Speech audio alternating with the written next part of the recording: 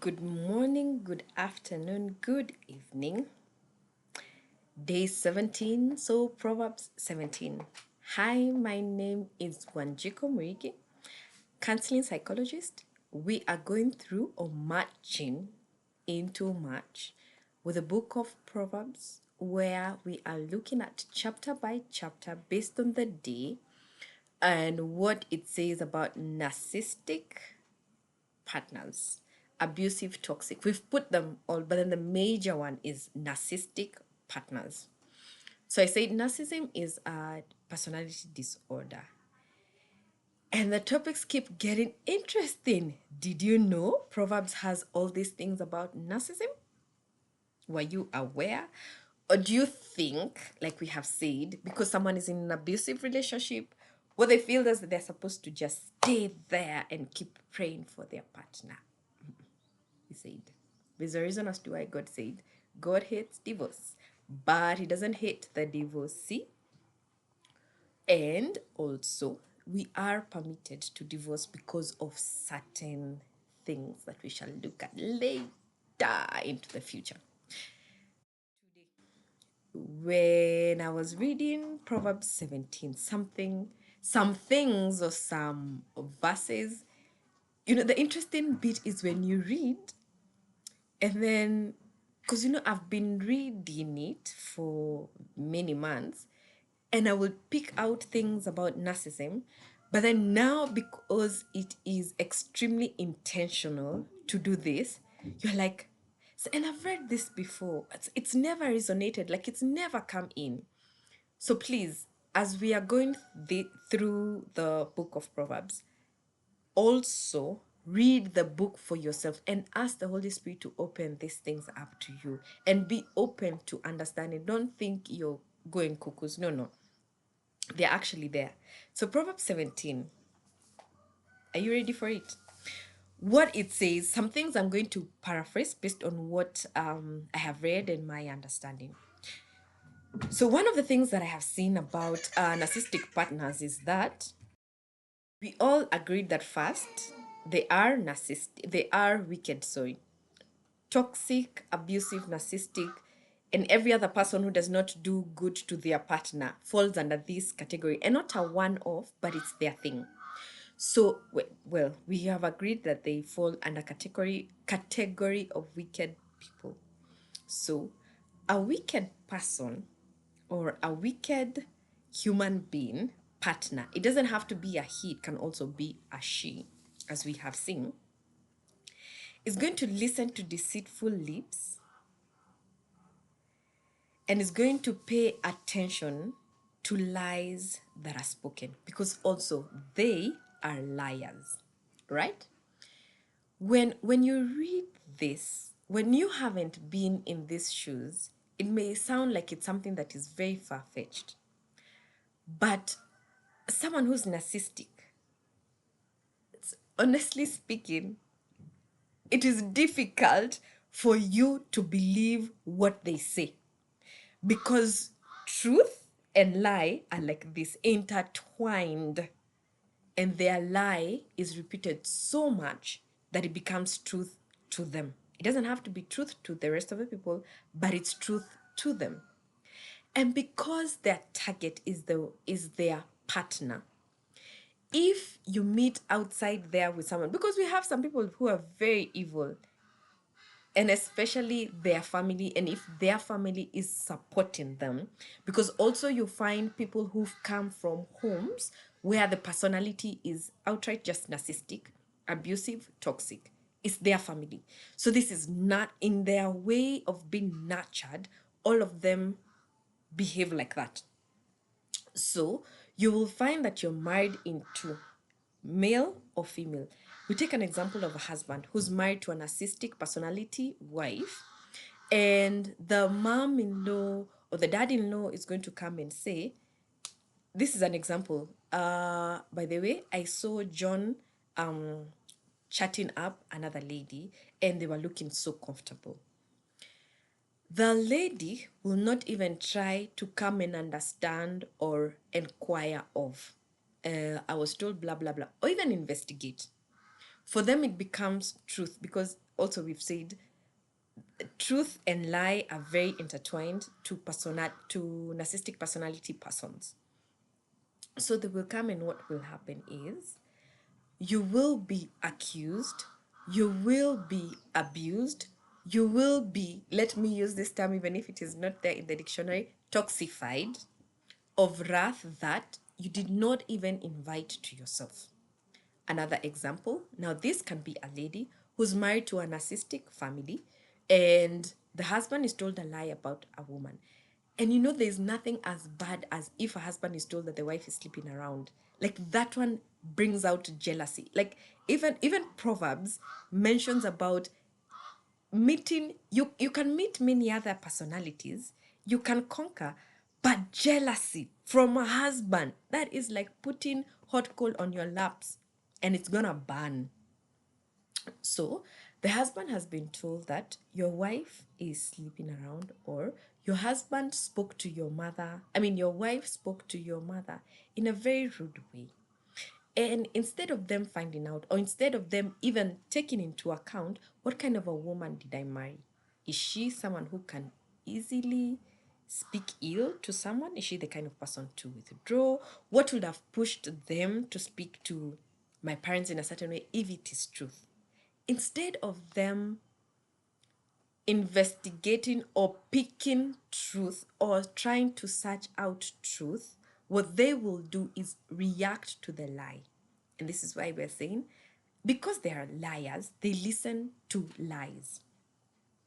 So then on this other side, then what happens? Or what do we do? Something else that stood out is that when you start a quarrel with them, because when initially it may not be overwhelming, it may not be too much, but with time you start getting tired of always defending yourself, always fighting for yourself, always trying to justify, always, because this person is out to get you, to drain you, to finish you. So when you've been accused with this, and what comes to my mind is, when someone walks in and is in the house and has been told the lie from outside, the minute you open the door is ta. So you don't have room to even speak. And when you have reached a place of being tired, you will want to fight for yourself. You will want not to be pushed so much, or you will want and be like, I'm not leaving, I'm not being moved, I'm going in also in terms of fighting. And sometimes it's very also reactive. They are reacting and you also react because of how much you've been pushed to the wall. And in your reaction, instead of making things settle, instead of calming things down, what we are told, or what the Bible also states, is that it's like breaking a dam. The term that it uses is, let me just try and get it. It's like breaching a dam. So breaching means you've broken it, you've gone against it. And anyone based in Kenya, or anyone who's Kenyan, may have had, or occasionally you've heard of dams that are damaged during rainy season. And the one that was like really excess was the Solai Dam. Yeah, it was the Solai Dam that killed multitudes. And when you see or imagine a dam that is broken, there is no control of how far the water can go, of how much damage can be done. Because like that one, they were talking about even homes being hundreds of kilometers away, but there's still the effect goes far and wide. So you trying to start a quarrel. Yes, they've come. Yes, you're trying to do the correct thing, but you've engaged in a quarrel. It's like breaching a dam. So in this case, then what do we do? Sometimes, and there are a couple of women who will tell you this. I say women because, well, the older woman is supposed to teach the younger ones on how to stay in their marriage and how to, carry themselves.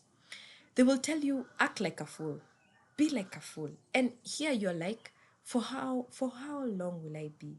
However, Proverbs also says that even a fool just staying mouth shut, you might appear as though you're wise. But you're not wise because you're a fool. You're wise because you're silent. And what happened is that you may not be able to control the person. You may not even be able to bring them out of their personality disorder or the phase that it is that they're going through. But what will happen is you avoid the damage. You'll rather even go and report to the chief or report to the police, even if watabebwa juju, like they'll be carried in a very shameful manner, even if that will happen. But at that particular moment, what you would want to do is control. And yes, I hear people say, for how long? For how long is then where you need a therapist so that you know, are you putting your eggs in order? Is it your basket that you're organizing? Or how do you want to move forward? Because at the end of the day, no one will come and tell you, get out. It has to be your decision that you make. All right? And then the other thing is that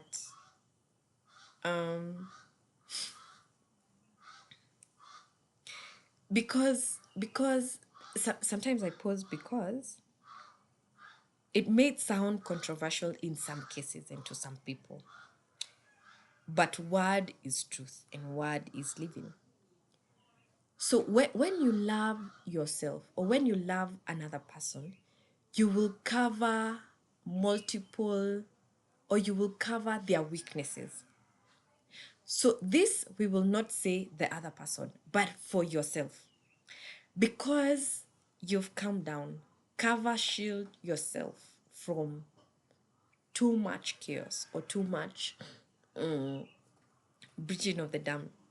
Then finally, what I would say in 17 Proverbs 17 is that this is a bit out of the particular one, but also it says that a crushed spirit dries up the bones. Right, this one comes in regards to something that we had discussed about a nagging wife being like making your bones rot. To something in regards to that. And here it's also reminding us that a crushed spirit is like drying bones, and we are made of bones. Like if your bones start drying, it means that how can I do this? How can I do this? How can I even talk? How do you have teeth? Like, how is your scalp even going to survive? Right? So you might feel a certain, even the desire to want to fight because you're feeling completely this death that is happening within. And sometimes you cannot even be able to explaining to someone who's not been in it. It's hard. They may not get it. Therefore, seek therapy. But even in the process of like now feeling the fact that your spirit is crushed because you've been dealing with this over and over again, and maybe even you have had breached dams over the years, over and over again, and no matter what you do, still chaos is too much. My opinion, do not allow your children to also go through this, because again, you will start blaming yourself for the foolishness that your own children will have. I call it foolishness because it's nurture that makes us a lot more than nature.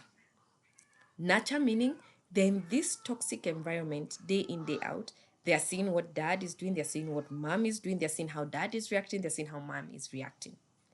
And because of this and them, the war that is there over and over again, that is whom they end up being. And remember in the beginning, I talked about children who come from narcissistic families. You might find that some do not even have that personality because of nurture. That is how they know how to live. And that is who they end up being. So, knowing that your spirit is going to be dried bones, it does not save your children. It will not. You can, and we will not say, let me be very careful to say this. We shall not say or blame God for how your children will turn out. Honestly speaking, because you've been given free will, you've been given a choice. So when your spirit is crashing, has crashed, you're ready or been a living dead. Because we started with rotten bones, now they're drying. Pick your pick. That is it for today. I don't think there's anything I've forgotten based on what Proverbs 17 has said. But go and read for yourself, read in different versions, even discuss amongst yourselves. And you can reach me on shikomerigi@gmail.com. Yes, I guess that is it for the day.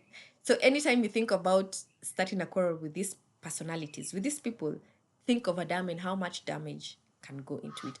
And let me add this. The damage may not be seen instantly. It can be damage that is going far and beyond what your eyes can see. Because imagine this, you are in your partner has come from a narcissistic family. You stay in this narcissistic family. You have, example, two children. These children, this is the character that they pick and they see, and it is reassured, affirmed, and sealed that this is what other people are supposed to be going through. You've picked two other families that will go through this. And if none of them breaks the chain or breaks this cycle, then there are another, not two, but now there'll be four because they've married, and then there are children in it. So even if the children will be one, the chain keeps moving down and down and down. And that is how we're supposed to view the dam. Thank you. Bye. Have an amazing day, an amazing week, an amazing life. Reach out to a therapist, the professional one who can help you in this situation. Even when you are the narcissistic person, even when you are the toxic, abusive person. All right? It's never too late for some of these things. And that's all. Bye.